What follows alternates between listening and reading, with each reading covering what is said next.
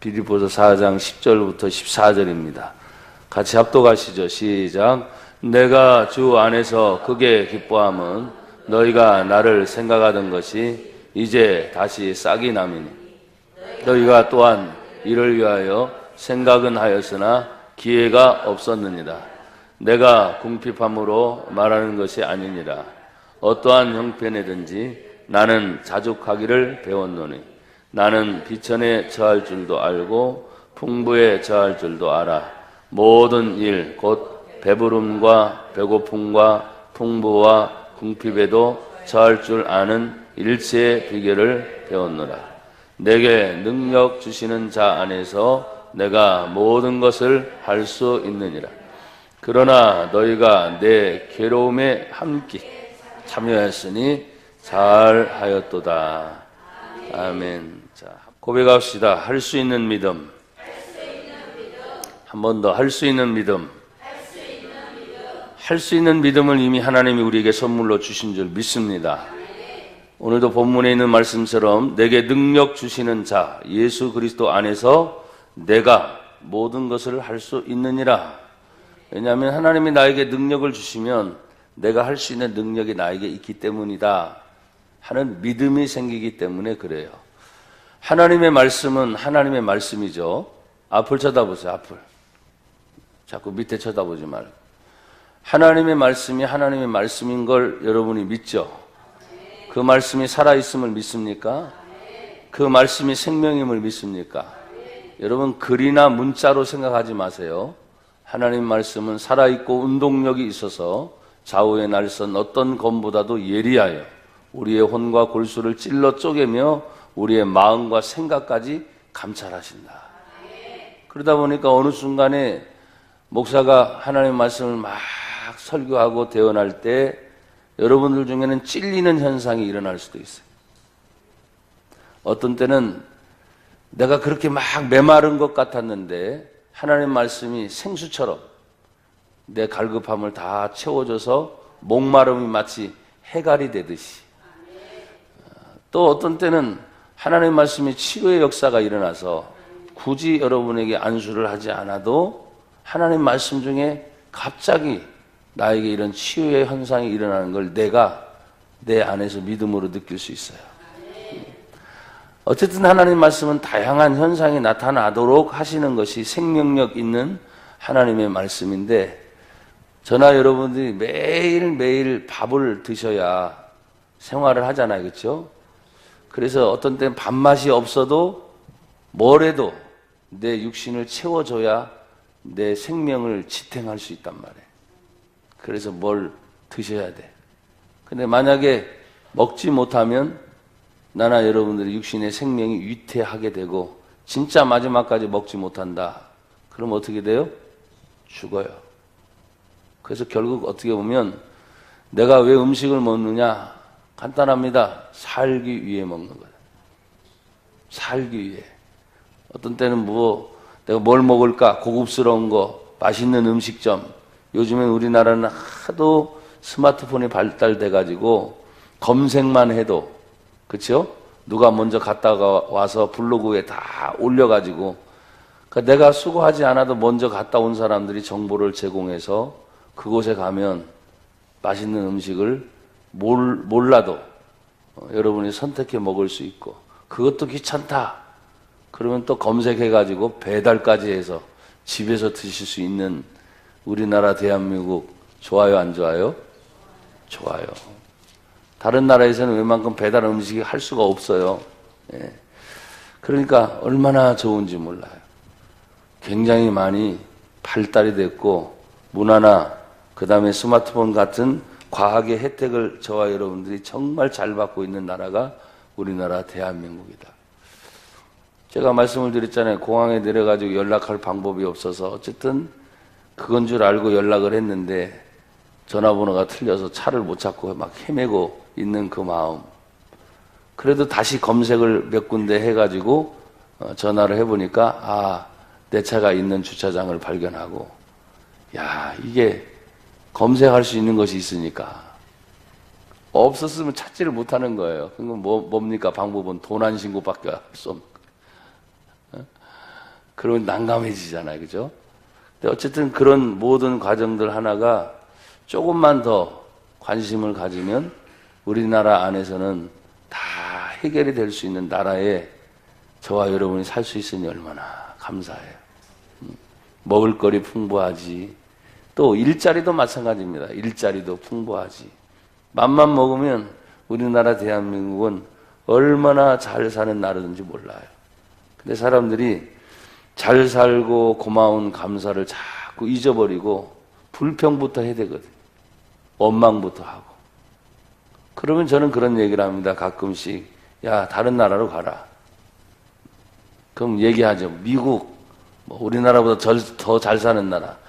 여러분 가서 보십시오. 얼마나 힘든지. 세금 문제 막 한다 그러잖아요. 선진국일수록 세금이 더 커요. 우리나라는 지금 선진국화가 됐다고 말하지만 조금 사실 일러. 제가 왜 지금 또 이런 말씀을 드리느냐. 우리가 하나님의 일을 하면서 여러분이 가정이나 직장이나 모든 일을 하는 중간에 나에게 주어진 하나님의 기회가 있어요. 기회를 놓치고 난 다음에 후회하는 사람이 의외로 많아요. 그래서 에베소서 5장 18절에 보면은 세월을 아끼라 때가 악하니라. 술 취하지 마라. 이는 방탕한 것이니 오직 성령의 충만함을 받아라. 그래서 거기에 세월이라는 건 시간의 문제인데 그 시간의 문제를 더 적극적으로 들어가면 기회를 놓치지 말아라. 기회를 놓치지 말아라. 사도 바울은 제1차 전도 여행부터 제5차 전도 여행을 다닐 때 처음에 예루살렘 교회에서 그들을 파송을 하려고 할 때 두 사람을 안수해서 보냅니다. 그리고 출발해서 다닐 때 그들을 처음부터 도와준 사람들이 없었어요. 하지만 가서 복음을 전하고 예수 믿는 자가 생겨나고 할렐루야 지역에 교회가 생겨나고 그들 중에서 이렇게 전도하고 선교하는 사람들이 가서 얼마나 애쓰는 것을 알아요. 그러니까 교회는 그들을 위해서 기도하겠죠. 동시에 기도할 뿐만 아니라 얼마의 여비 아니면 오늘날로 말하면 선교비, 구제비, 전도비를 같이 보내면서 여러분 그런 구호가 있습니다. 선교 구호 중에 하나가 가든지 아니면 보내든지. 내가 직접 가든지 아니면 보내려면 어떻게 합니까? 기도해 줘야지요. 기도하다 보면 그들이 맨입으로 맨손으로 선교 사역을 할 수 없으니까 얼마 정도의 뭘 보냅니까? 선교비를 보내는 겁니다. 그래서 가든지 아니면 보내든지 해라. 그래서 저나 여러분들은 우리 교회가 성신교회로서 세계 각국에 흩어진 많은 사람들에게 복음을 전할 수 있도록 기도하는 교회가 되어서 감사하고 또 얼마 되진 않지만 선교비를 보냄으로 인해서 마음이 같이 움직일 수 있는 것이 얼마나 감사한지 몰라요. 우리 교회가 선교를 그렇게 많이 하면서 성도들 전체에게 선교해라, 선교비 해라 강조는 잘 안 합니다. 그래서 선교비를 하시는 분들은 많지가 않아요. 그런데 선교 보고를 하게 되면 선교비가 의외로 많이 나가 있는 것에 대해서 사람들은 별로 궁금해하지도 않습니다. 우리 교회의 선교 목표는 하나님 빨리 봉헌을 이루어서 모든 전체 재정의 50%를 선교 구제하는 교회가 되는 것입니다. 지금까지 그 어려운 와중에 제일 많이 했던 때가 35%까지 있었더라. 35%까지. 근데 거기에 우리 재직들이나 중직을 맡은 분들이 반대하지 않고 그래도 목사님이 선교 비전에 대한 그런 꿈을 꾸게 해서 또 우리 청소년들은 어떻습니까? 이제 벌써 4번째 선교 여행을 가면서 보고 배우는 그런 걸 준비를 해야 되는데 그 덕분에 우리 아이들이 가서 또 지금 청년이 된 아이들도 있지만 보고 배우는 것들이 많이 있어요. 그냥 이 자리에 머무르는 것보다 밖에 가서 한번 3박 4일이 됐든 5박 6일이 됐든 보고 오면 아이들의 가치관이 달라져요.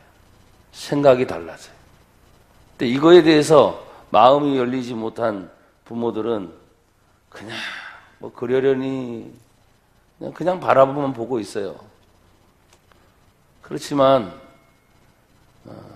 교회가 그런 비전을 가지고 있다면 우리 성도들 한 분 한 분도 항상 그런 비전의 마음이 여러분 마음속에 같이 품어지기를 축복합니다. 오늘 성경은 이렇게 시작하고 있어요. 내가 주 안에서 크게 기뻐한다. 사도 바울이 빌립보 교회 성도들을 향해서 기뻐하는 마음이 생겼어요. 너희가 나를 생각하던 것이 이제 다시 싹이 났구나. 다시 싹이 났구나. 그러면 선교 활동에 같이 동참했다가 어느 순간에 끊어졌다가 다시 이어진 것으로 볼 수도 있어요. 그때 오늘 본문은 이렇게 말을 합니다. 10절 중간 지나서 또한 이를 위하여 생각은 하였으나 뭐가 없었다고요? 기회가 없었는데 다시 기회가 생겼구나. 여러분, 기도할 수 있는 기회가 있을 때 기도하기를 바랍니다.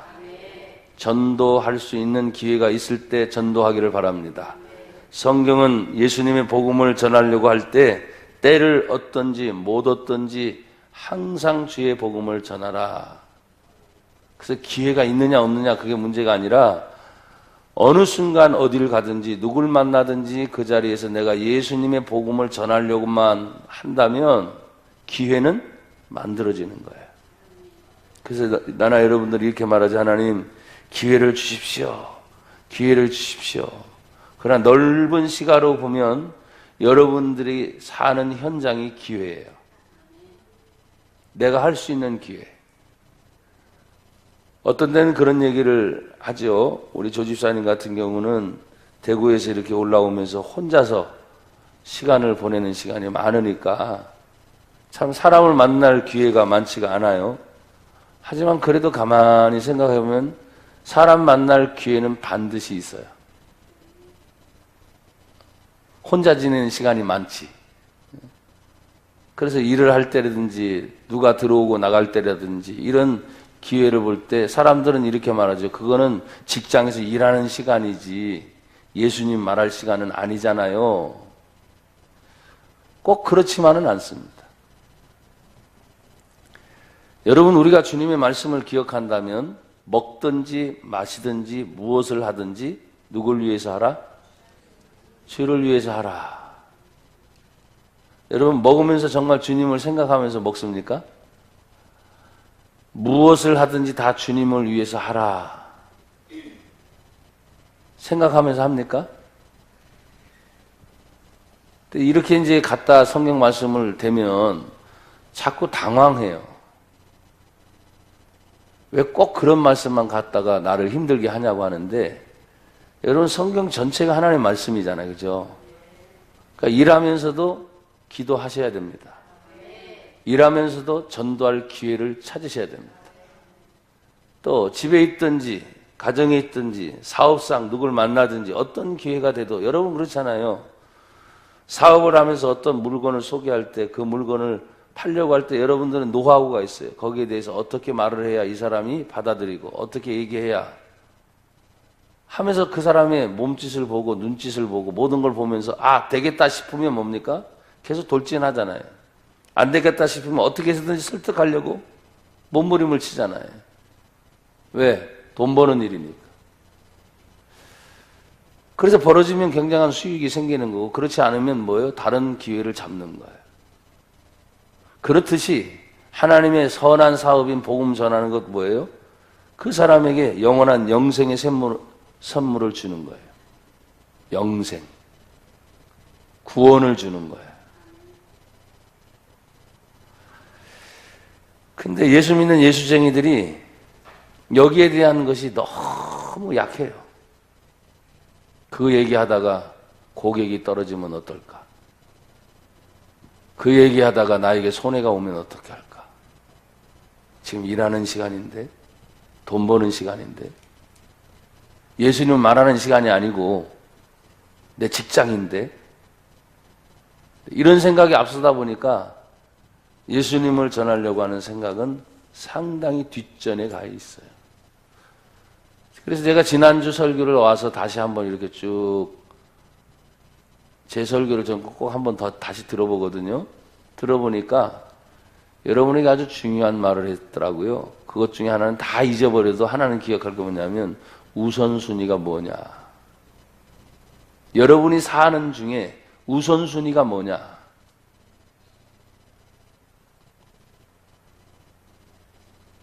우선순위가 돈 버는 문제가 같으면 예수님은 뒷전에 가 있는 거지. 우선순위가 돈이 아니고 또 다른 어떤 것이 여러분의 삶 속에 그게 우선이라면 그게 다 뒷전에 가 있는 거예요. 그래서 제가 말했잖아요. 정말 하나님이 제일 먼저냐?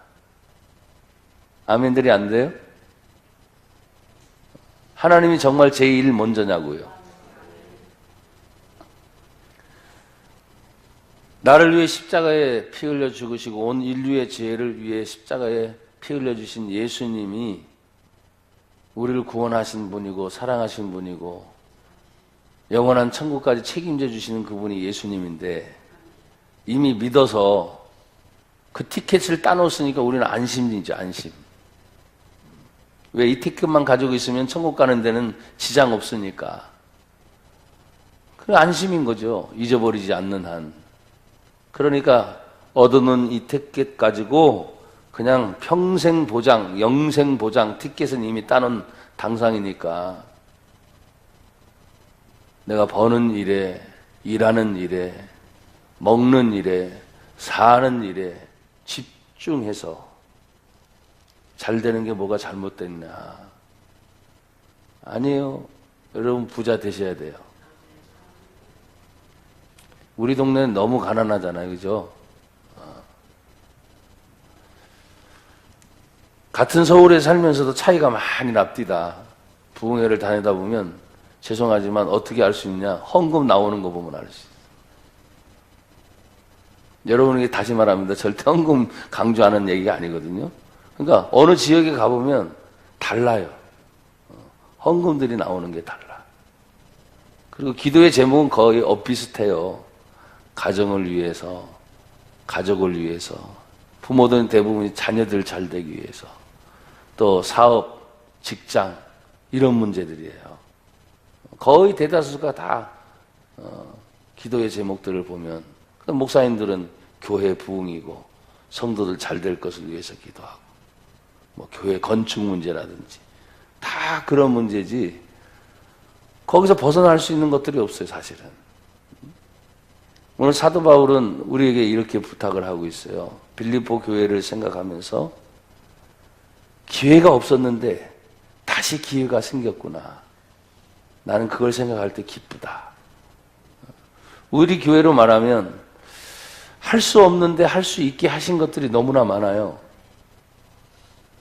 아이들 선교여행 보내는 것도 만만치 않습니다.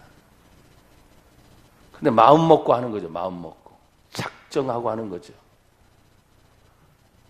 그 부모들이 자식을 하나 보내는 것도 쉽지는 않을 거예요. 우리 형편상. 그러나 비전을 심어주는 것이 마음이 통했으니까 갈 때마다 최소한 10명 이상씩 매해마다 다녀왔어요. 2년에 한 번씩이죠. 그죠? 그런 걸 보니까 얼마나 감사해요. 뭐 그 예뿐만입니까? 교회가 힘들고 어려운 순간순간 할 수 없을 때 최선을 다해서 기도했고 최선을 다해서 헌금했고 최선을 다해서 봉사했고 최선을 안 한 사람들은 회개하라는 말이에요. 정말 최선을 다해서 내가 하나님 앞에 희생하고 헌신을 했다면 복을 받지 못할 사람이 있겠는가? 이거예요. 기회가 없어도 다시 기회를 하나님이 만들어주지 않겠는가?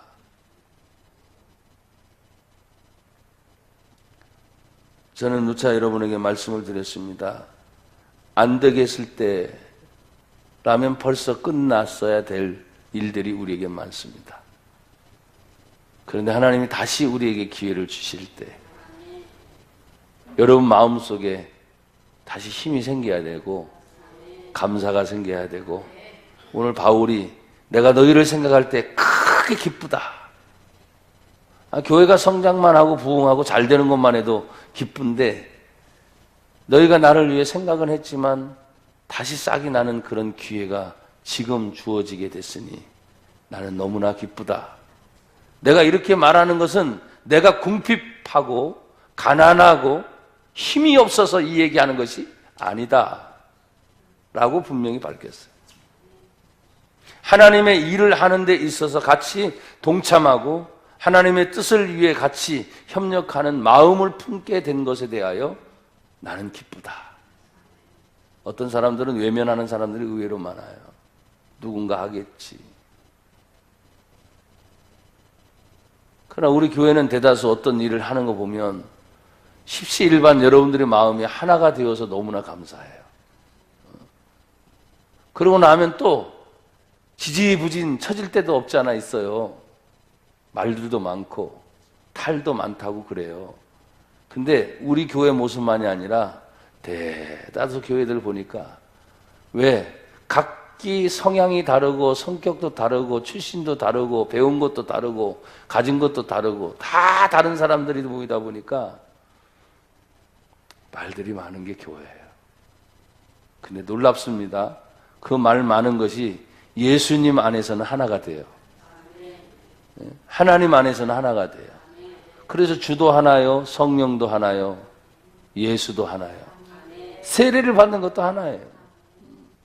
하나가 되는 거예요. 그래서 너무나 달라. 너무나 다양해. 하지만 하나님 안에서 하나가 되어주는 그 은혜를 생각할 때 우리는 참 감사해요. 말에 의해서 은혜 받기도 하고 감사하기도 하지만 말 한마디 때문에 상처받았다는 이야기를 우리는 너무 쉽게 하지요. 그리고 자기들이 한 말에 대해서는 잘 보지 못할 때가 많아요. 그래서 예수님의 모습을 보면 가난한 자, 약한 자, 병든 자, 귀신 들린 자만 만나준 게 아니었어요. 여러분 보시면 삭개오 같은 사람은 대단히 부자였어요. 그렇죠? 니고데모 같은 사람은 대단한 부자일 뿐만 아니라 관원이요 지도자 중에 한 사람이니까 예수님이 만난 사람은 참 다양한 부류의 사람이었어요. 나나 여러분이 관심을 갖는 것이 어디에 있느냐에 따라서 그 상황은 달라지게 됩니다. 목사가 교회가 최우선이어야지 하는 건 당연하죠. 성도들이 최우선이어야 되는 건 당연하죠. 그게 목사죠. 그러면 성도가 성도로서 직분을 받고 하나님의 일을 한다고 하는 것에 대해서 교회에 대한 문제를 여러분이 생각할 때 가정과 교회와 직장 요 세 가지 라운드에서 우리는 항상 움직입니다. 집이 있고 가정이 있고 집이 있고 직장이 있고 교회가 있어요. 이제 요 세 텀에서 항상 우리는 돌죠. 항상 돌아요. 그 중에 이제 우선순위가 정해지는 거예요. 우선순위. 근데 목사가 우선순위가 교회고 하나님이듯 성도들도 사실은 먼 영생을 생각하고 주님을 생각한다면 교회 중심의 삶이 되셔야 돼요. 그래서 가정생활을 외면하는 말이 아니에요. 잘 들으세요. 직장생활도 외면하는 말이 아니고 최선을 다해서 가정도 섬기고 직장생활도 잘 하셔서 교회 중심으로 신앙생활을 하는 거예요. 여러분 오늘 우리에게 주시는 하나님의 말씀은 언제나 할 수 있는 믿음이지만 내가 할 수 있다고 해서 되는 것도 아니에요. 왜? 하나님이 기회를 주셔야 되거든요. 사람을 만나는 것도 마찬가지입니다. 요사이 하나님께서 저에게 우리 성도들이 기도를 하긴 하지만 그 기도에 힘이 부족한지 어쨌든 새로운 기도의 동역자들을 상당히 많이 만나게 하십니다. 그리고 대다수가 목회자들이 많이 기도해 주겠다고 하는 사람들이 많이 생겨서 한편으로는 제 마음에 감사하지만 또 한편으로는 교회의 성도를 생각하면 마음이 조금 안쓰럽기도 해요. 답답하다 이게 아니고 안쓰럽다 이런 생각이 들기도 해요. 여러분 4장 11절 한번 보세요. 4장 11절 다 같이 시작. 내가 궁핍함으로 말하는 것이 아니니라.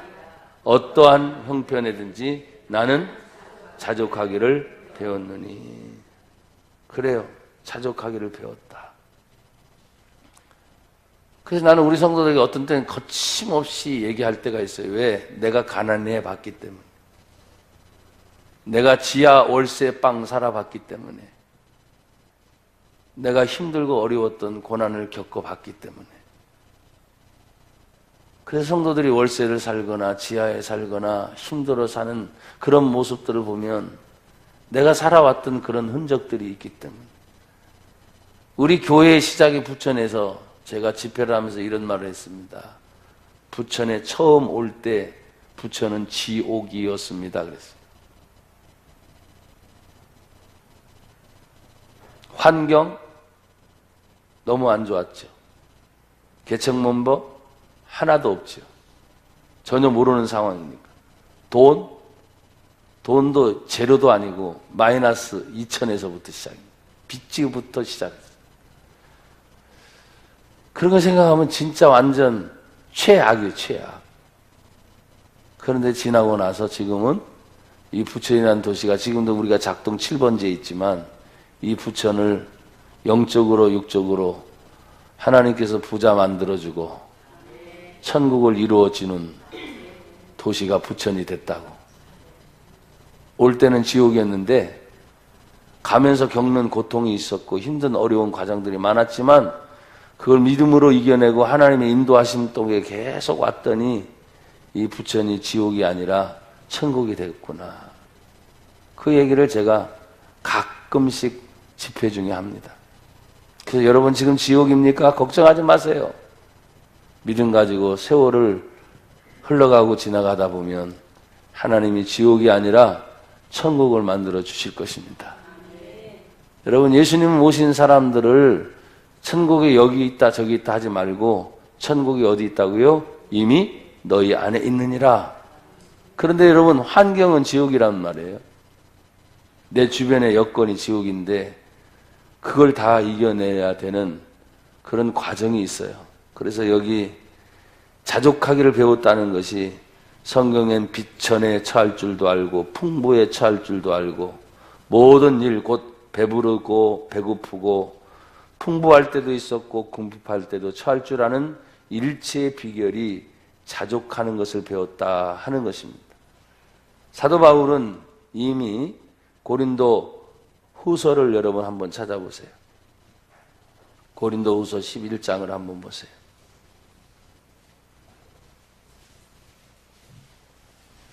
바울에게 있어서 진짜 자랑이 무엇이었는가? 제가 23절부터 한번 읽어볼게요. 23절 고린도 후서 11장 23절 그들이 그리스도의 일꾼이냐 정신없는 말을 하거니와 나는 더욱 그러하도다. 내가 수고를 넘치도록 하고 옥에 갇히기도 더 많이 하고 매도 수없이 맞고 여러 번 죽을 뻔하였으니 유대인들에게 40에서 하나 감한 매를 5번 맞았으며 3번 태장으로 맞고 1번 돌로 맞고 3번 파선하고 일주야를 깊은 바다에 지냈으며 여러 번 여행하면서 강의 위험과 강도의 위험과 동족의 위험과 이방인의 위험과 시내의 위험과 광야의 위험과 바다의 위험과 거짓 형제 중에 위험을 당하고 또 수고하며 애쓰고 여러 번 자지 못하고 줄이며 목마르고 여러 번 굶고 춥고 헐벗었노라.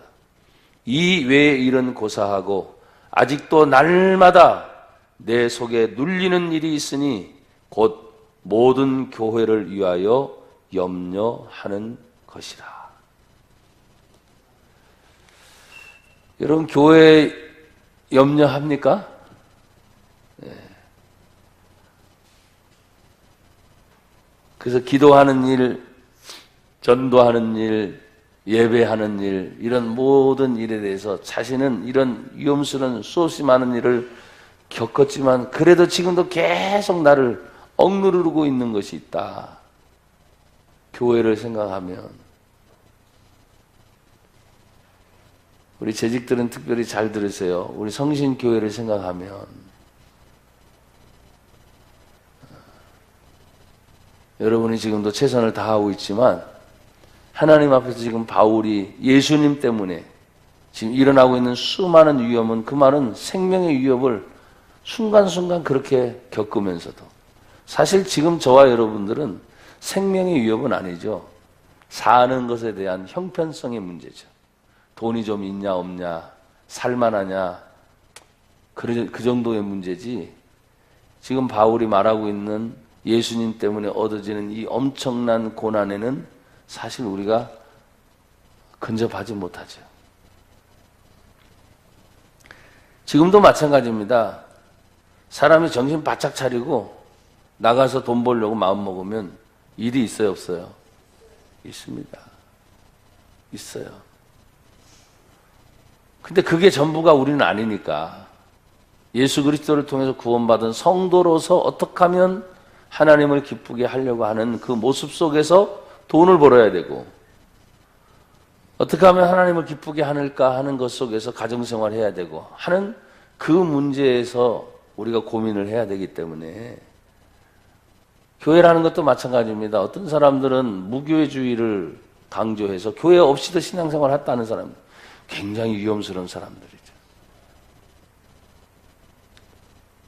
어디서 성경을 배웠고 어디에서 하나님의 은혜를 입었는지 몰라요?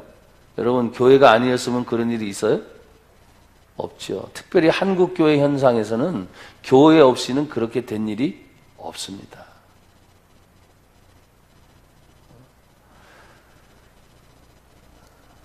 오늘 저는 여러분과 제가 하나님 안에서 이미 주어진 여러 가지 많은 일들이, 사도 바울이 예수님 때문에 이런 일체의 비결을 배웠고 자족하기를 배운 것에 대해서 그 일체의 비결이 다른 것이 아니었어요. 그냥 흘러가는 대로 가는 겁니다.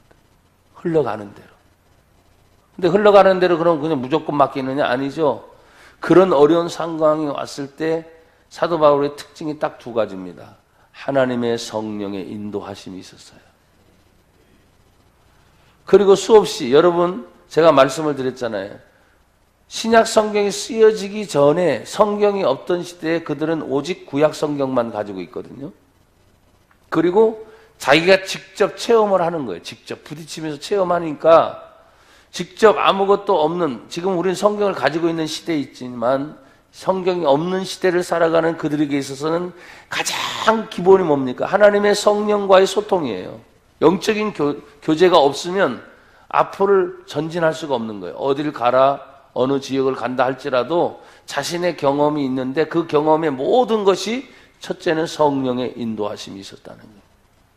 자, 성령의 인도함을 받으려면 철저하게 성령의 인도를 받을 사람은 뭐합니까? 하나님께 기도하지 않고는 안 되는 거예요. 지금도 마찬가지입니다. 일치의 비결을 배울 수 있는 방법이 나와 여러분 뭡니까? 기도하라 하면 목사님 하고 날 기도. 그게 전부인 걸 어떻게 해? 목사님 저 기도하고 다녀요. 누가 기도 안 한대? 밥 먹을 때 기도하고, 자기 전에 기도하고, 걸어가면서 기도하고, 운전하면서 기도하겠지.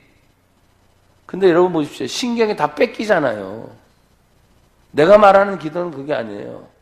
정말 하나님 앞에 깊은 교제를 할 수 있는, 하나님과의 만날 수 있는 그 시간들이 있느냐 이 말이에요.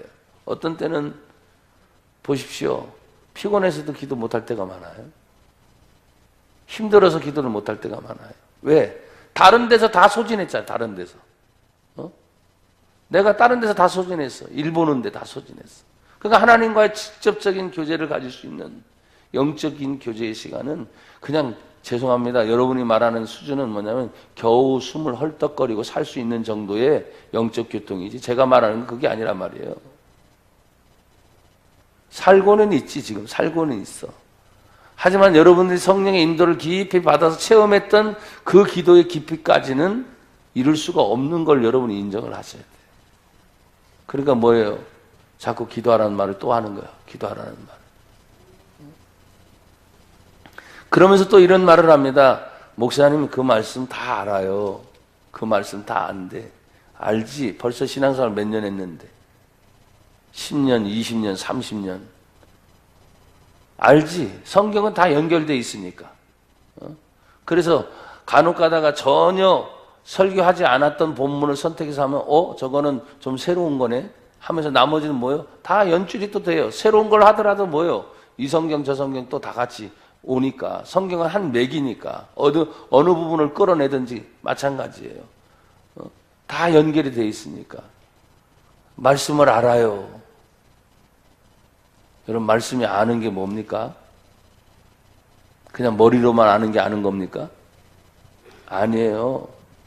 말씀을 안다는 것은 내가 그 말씀대로 순종하는 생활을 하고 있느냐를 묻는 거예요. 그래야 진짜 아는 거예요.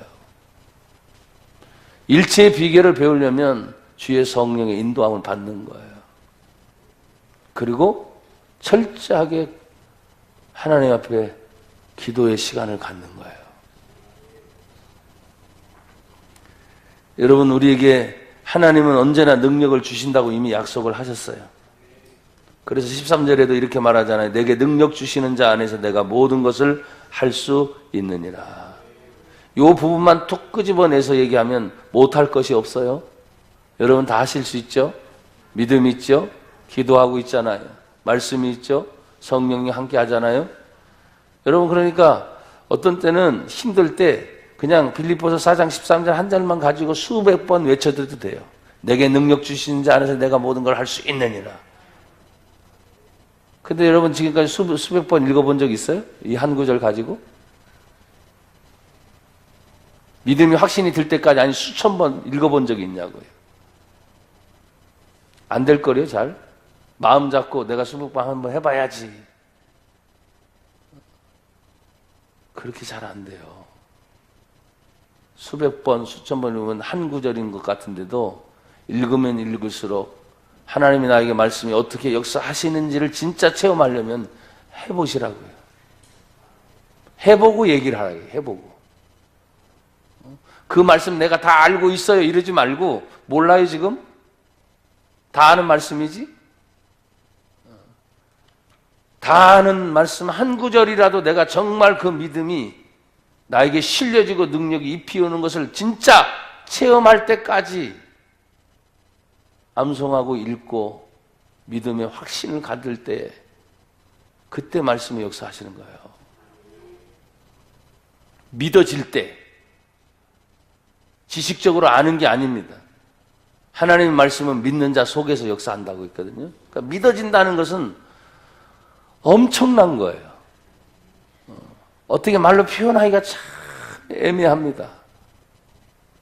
그래서 어떤 순간에 수십 년 예배를 드리다가도 그 한 구절의 말씀이 늘 듣던 말인데 그날따라 나에게 강력한 하나님의 능력의 말씀으로 확 와닿을 때가 있어요. 그걸 우리는 레마라 그래요. 하나님의 살아계신 말씀. 늘 들었던, 익히 들었던 그 구절들이 그냥 암송할 수 있으면 떠오르고, 아, 그 말씀인데 강력하게 나에게 레마의 말씀으로 들어올 때 완전히 뒤집어져 버려요. 새롭게 변화돼 버려요. 여러분들은 생각하면서 내가 신앙생활 오래 하면 하는 것만큼, 새로운 것이 뭐 없을까? 새로운 것이 뭐 없을까? 요거 참 위험스럽습니다. 여러분 보십시오. 음식 먹으러 다닐 때 뭐 먹을 거 없을까? 먹을 거 천지야. 먹을 거 천지. 근데 자기 입맛에 딱 맞는 것만 찾으려고 하잖아요. 그죠? 사실 먹을 거 천지라니까.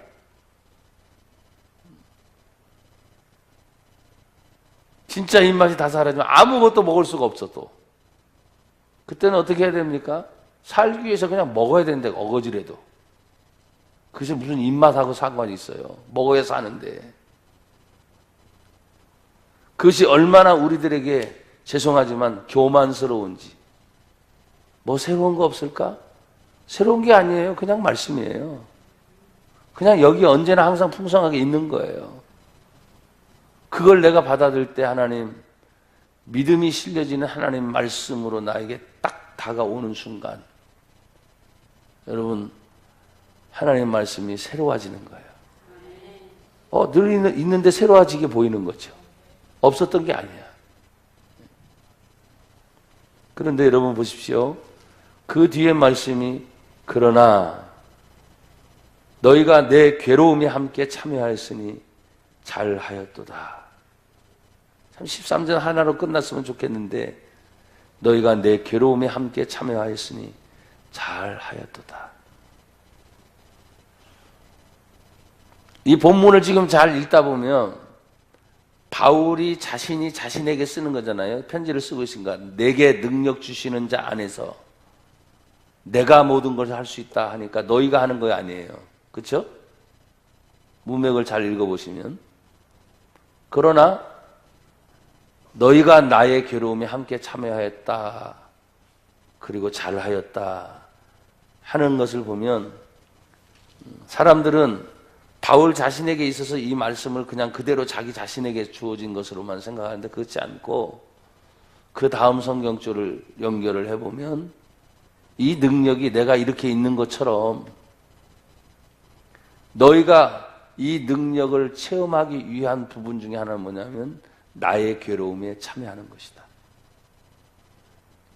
사도 바울이 이런 말씀을 하신 적이 있어요. 내가 그리스도의 남은 고난을 내 육체에 채우노라. 그리스도의 남은 고난. 여러분 신앙생활 하면서 예수 믿는다는 것이 뭡니까? 예수 믿어서 죽음에서 이기신 부활하신 예수님, 고난을 이기시고 영광스러우신 예수님. 근데 여러분 보십시오. 영광, 부활 전에 죽음이 있어야 부활이고 고난이 있어야 영광인 것처럼 제가 그랬잖아요. 우리 성도는 제가 항상 뒷부분을 생각하지 말고 그 열매만 바라보지 말고 그 열매를 따려면 죽음을 통과해야 부활이다. 이 부분을 저는 강조했잖아요. 고난이 있어야 영광이다. 이 부분을 강조한단 말이에요. 그럼 지금 사도 바울도 마찬가지예요. 내게 능력 주시는 자 안에서 여러분이 아니에요. 나 스스로 지금 말하는 거예요. 지금 바울의 입장에 내가 내게 능력 주신 나 안에서 내가 모든 걸 할 수 있어. 그러나 너희가 내 괴로움에 참여하였으니 참 잘했다. 이 표현인 거예요. 그러면 이 능력이 나에게만 있는 것이 아니라 바로 너희에게도 있다. 이 말을 지금 전해주고 싶은 거예요. 더 강력한 표현인 거죠. 어떻게 보면요. 그런데 그 능력을 가지고 뭘 감당해야 되느냐? 고난에 참여하는 거예요. 사람들은 고난 얘기하면 참 싫어하거든요. 나 지긋지긋하게 어려움 당해봤어. 근데 뭐 지긋지긋하게 진짜 어려움 얼마나 당했는지 모르겠지만 아파봤어. 힘들어봤어. 괴로워. 이렇게 얘기해요. 너무너무 힘들어. 그런 얘기를 자꾸 하는데 그 순간순간에도 가만히 보면요. 오늘 맨 첫 번째 여러분에게 말씀드린 것처럼 여러분에게 주어진 기회를 놓치고 후회하게 될 때가 참 많았어요. 지금까지 살아오면서. 그리고 우리는 뭐라고 말하냐면 그것도 하나님의 뜻이었어요 라고 말을 해요. 그러면 할 말은 없어요. 그런데 자기가 실수해놓고 자기가 선택도 잘못해놓고 자기가 결정해놓고 나서 그것도 하나님의 뜻이려니 이렇게 말한 것은 어떻게 합니까? 그런 것을 다시는 반복하지 않도록 하기 위해서 지금의 시점을 다시 보는 거예요. 여러분 만약에 10년 후, 20년 후, 30년 후 돌아가서 여러분 실수했고 그것에 대한 후회했던 일들을 다시 반복하고 싶으세요? 다시는 안 그럴 걸 그렇게 얘기할 거예요. 근데 돌아갈 수 있어요? 없어요? 없어요. 돌아갈 수 없어. 이대로 나이 먹는 거라고. 이대로 50이 되고 60이 되고 70이 되고 이대로 여러분 돌아가셔야 된다고. 주님 부르시면. 그러니까 지금이라도 뭐예요? 후회하지 않도록 순간순간 하나님 앞에서 능력을 구하고 순간순간 나에게 또 기회는 여전히 올 거예요. 그 기회를 놓치지 말고 지금 현 시점에서 최선을 다해 나에게 믿음 주신 그 믿음 가지고 작으면 키워가서라도, 여러분 믿음은 없는 게 아니에요. 최소한도 여러분에게 이미 겨자씨만한 믿음만 있으면 이 산을 들어 저 바다에 던지라면 그대로 된대잖아요. 믿음이 없는 게 아니에요. 믿음이 있어요. 그 믿음에 대해서 내가 하나님 더 할 수 있게 하옵소서. 그게 어떤 문제였든지 간에 하나님 나에게 믿음 주셔서 그 일을 하게 하옵소서. 그럼 그 일은 뭐냐? 성경을 다시 또 읽으세요. 그러면 그 일을 주실 거예요. 다시 사명을 주실 거예요. 우리가 하나님 말씀을 통해서 나에게 주어진 그 많은 말씀들이 있어요. 그 중에 한 가지 부딪힐 때마다 그거 붙잡고 해결하면 돼요. 오늘도 여러분 한 주간 말씀으로 승리하시기를 주의 이름으로 축복합니다. 하나님 감사합니다. 오늘도 주님의 은혜 안에 살게 하심을 감사하고 믿음 주시니 감사하고 주여 우리가 할 수 있도록 그 모든 일들을 예비하시고 임마누엘 함께 하여 주심을 감사합니다. 믿음의 눈이 열려지게 하옵소서. 예수님 이름으로 기도합니다. 아멘.